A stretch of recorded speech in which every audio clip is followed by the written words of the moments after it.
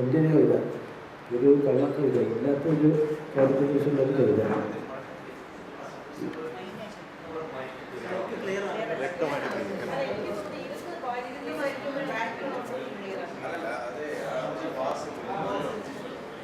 ഈ മൈക്കിൻ്റെ ഒരു കുഴപ്പമില്ല, അല്ലേ? മൈക്കിൽ ഞാൻ ദൂരം വെച്ച് കേൾക്കാം.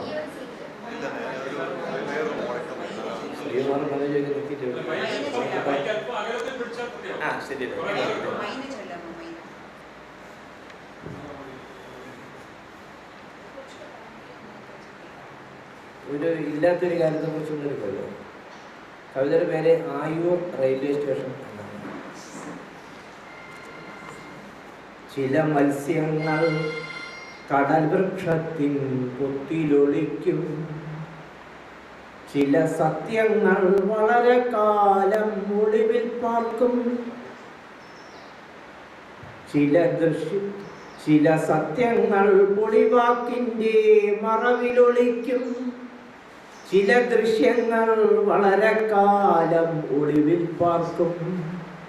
അങ്ങനെയൊരു ദൃശ്യം മൂടൽ മഞ്ഞു തുടച്ചും ചൂടൽ കുന്നു തുളച്ചും കൺവെട്ടത്തായി നിന്നു തിമിർക്കുന്നു.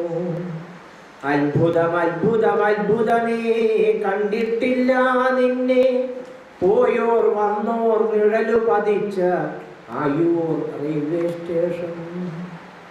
ചുവപ്പ് മഞ്ഞ പച്ച കണ്ണുകൾ ഒന്നും ചിമ്മുന്നുണ്ട്, ലോക്കോ പൈലറ്റിൻ്റെ നെഞ്ചിലുറക്കച്ചൂണ്ട.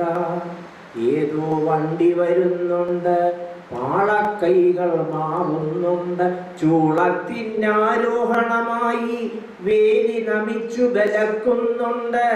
ഇരുമ്പ് കുതിര കിതച്ചു നിൽക്കെ ഇറങ്ങിടുന്നൊരു യുവതി, പൂക്കാലം പോൽ മഞ്ഞയുടുത്ത് ഞാവൽ കണ്ണു തുടച്ച്.